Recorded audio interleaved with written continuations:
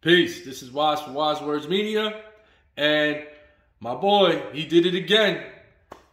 The man that I call Future Floyd, a.k.a. Devin Haney, goes back to Australia. He puts all his belts on the line to give George Kambosos his contractual rematch. And just as I said when the fight got announced, there's nothing to watch here. This fight turned out exactly the way that I predicted it was going to be. This is just going to be a continuation of the first fight. And if not, it was going to be worse for George Kambosos. And it actually was. Because what George Kambosos tried to do this time around was he tried to throw off Devin Haney's rhythm by switching stance. So he'll move to the right, then shift his stance and start moving to the left. And he was trying to throw Devin Haney off that way. And Haney wasn't expecting that. In his own admission, he said, the switching the stance kind of threw me off. But it took me a little while to figure it out. Once I did, it was easy work. And it sure was. Once he figured out the timing and, because it was almost like he practiced it. It looked so robotic and mechanical that the timing was just going to be something that was going to eventually play into Devin Haney's favor, and it did, where Haney started to get the timing of the switching, and he would catch him with shots, with a straight right. The right hand was punishing Kambosos all night, and first it was the jab, because, like I said before, the reason Kambosos is at this stage, at this level, is because he fought Teofimo Lopez. And both of these guys have a huge fundamental flaw, which is they fight like this. They flail their arms around their chest level and abdomen level. That's the worst thing you can do against a guy like Devin Haney, where Devin Haney relies a lot on his jab. So you do not have the reaction time to lift your hands back up and guard against the jab if they're down here. When you have a guy that has a nice, quick, swift jab like Devin Haney. So that thing is going to be glued to your face all night if you don't keep your hands up. And I'm watching the fight, I'm like, dude, put your hands up. Do you like receiving these right hands and these jabs? Like, do you like that? Oh, man. But anyway, yeah, so it was much of a repeat of the first fight. In fact, this one was worse, because George actually tried to push more. He tried to press the action a little more. And Haney was like, oh, yeah? Okay. Eat that. Eat that. He just kept tagging him with right hands, left hands, hooks. So, easy night for Devin Haney. He retains all 4 titles. And now, a potential fight with Lomachenko lies ahead. Lomachenko, I think it was earlier this week, had mentioned that he wants all the belts. So he's practically saying he wants a shot at Devin Haney. We'll see if he actually does fall through and actually takes this fight with Devin Haney, because he avoided Devin Haney years ago. When Devin Haney was young and only 20 years old, he called out Lomachenko. And Lomachenko didn't want the fight.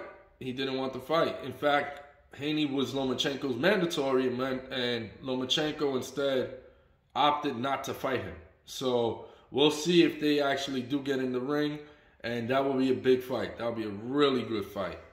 So, and it might be Devin Haney's last fight at 135 if he does make that fight, because Haney's looking like he's about to move to 140. Last night also, we got the return of the Bronze Bomber. Deontay Wilder made his return after a year sitting out after losing the 3rd fight to Tyson Fury. He took some time off, and he felt it was time to come back. And what a comeback. What a comeback. He took on the Nordic Nightmare, Haney. And Haney is a tough guy. He's a tough fighter. He's somebody that is, you know, he's a veteran. He comes to fight, but wow. The Bronze Bomber takes him out in 1 round. 1 round. And, you know, the Bomb Squad. You know, I told y'all before, I'll say it again. I don't care if the man, you know, the knock on him is that he doesn't have pure boxing skill. When you have bombs, straight ammunition in both hands, you are never out of a fight. And that is why Deontay Wilder is one of the best heavyweights. Love it or hate it. You can love it or hate it. But Deontay Wilder is one of the best heavyweights in history. That man's knockout percentage is ridiculous. And it doesn't matter if he doesn't have the boxing skill that some of the previous heavyweights had. What he brings to the table is something completely different. He has his own lane, and that lane is devastating knockouts. And just like he mentioned before, he couldn't be more right. He said, against me, you have to be perfect for 36 minutes. Me, I got to be perfect for 1 second. Man, he described his career to a T, because he can be losing to a guy that's more technically savvy. But all it takes is that 1 second. Boom. And he can get you out of there. And Haney has found that out last night. So it's great to see Wilder back in action. He called out Usyk. Usyk said he would be in attendance to watch the fight.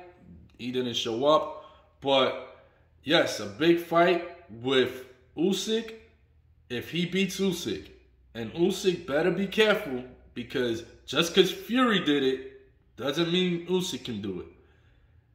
The Bronze Bomber has cannons.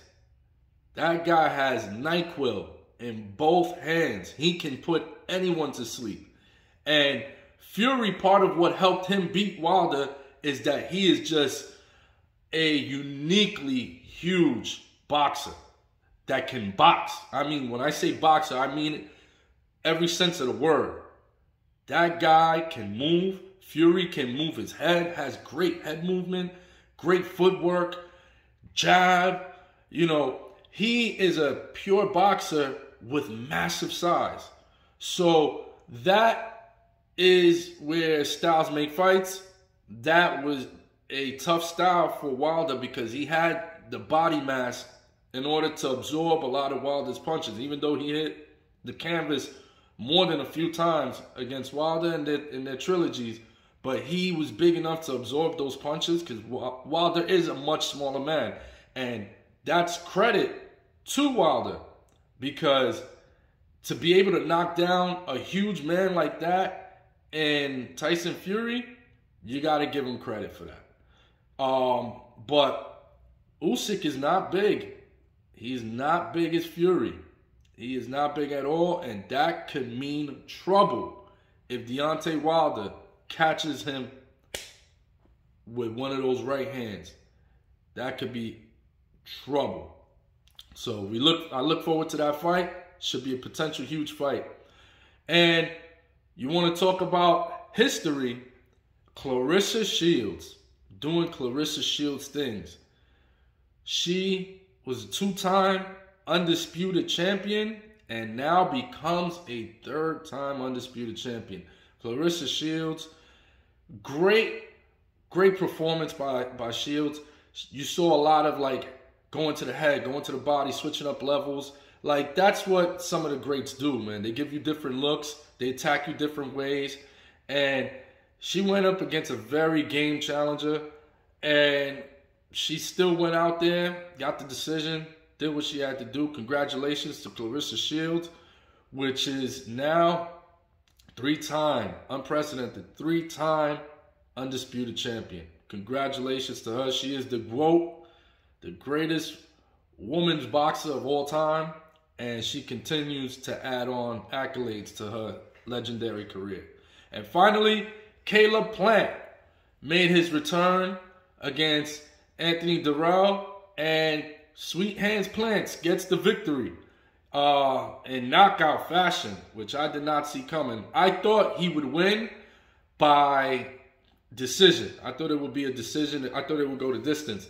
But Sweet Hands, man, Sweet Hands is good. And the only reason I don't put this as a big Canelo victory is because Caleb Plant is still young and developing. But Caleb Plant, he's really good, man. Really good. Good footwork, good hands, sweet hands, man. Great combination punching. Really good fighter. Really good fighter. And I look forward to see him against the likes of a David Benavidez or David Morrell. These are a couple guys that are in that 168-pound division, along with Plant, that between the three of them, those are going to be some really, really good, entertaining fights.